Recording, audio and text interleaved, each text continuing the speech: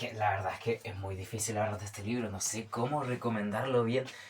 Ah, hola, ¿cómo están? Espero que estén muy bien. Y bueno, hoy les voy a hablar de un libro que realmente me cambió la forma de ver la literatura. ¿De qué libro y de qué autor específicamente estoy hablando? Estoy hablando de Los Detectives Salvajes de Roberto Bolaño. Hablemos de la historia que nos trae este libro y de la estructura en sí. Los Detectives Salvajes es la quinta novela del famoso escritor chileno Roberto Bolaño y fue publicada en 1998. Este libro nos cuenta una historia que habla de la literatura, más específicamente de la poesía. Y todo esto en base a dos personajes, Arturo Belano y Ulises Lima, que a fines del siglo XX, quizás no tan afines como los 70 por ahí, empezaron a formar un movimiento poético llamado realismo visceral, conformado en México. El relato en sí, este libro, comienza con el diario de vida de Juan García Madero, un joven de 17 años, estudiante de Derecho, que va ahí por la vida y lo invitan al movimiento del realismo visceral. Pero pronto toda esta estructura cambia, que empezamos a leer testimonios de más de 50 personajes diferentes que nos cuentan cómo conocieron a los fundadores del movimiento, cuáles fueron sus experiencias con ellos, qué piensan de ellos, cómo han influido en su vida. Todo esto en un espacio de 20 años.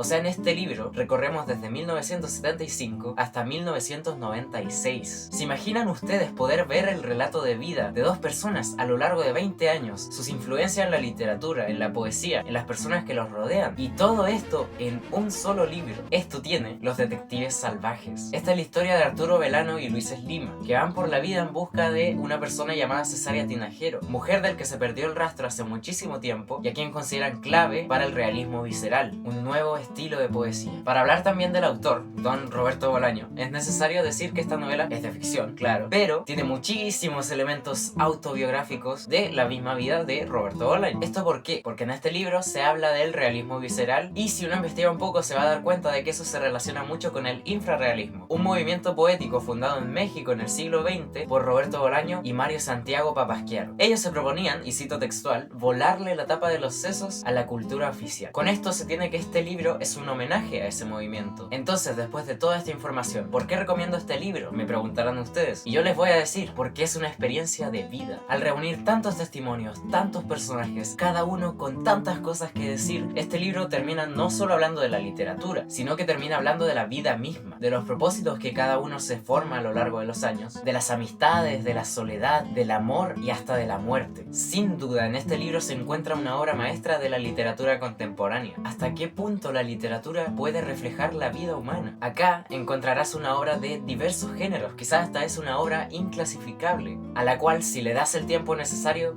podrías engancharte hasta no parar de pensar en ella. Te invito a leerla y ahí me cuentas qué tal. Chao, que estén muy bien.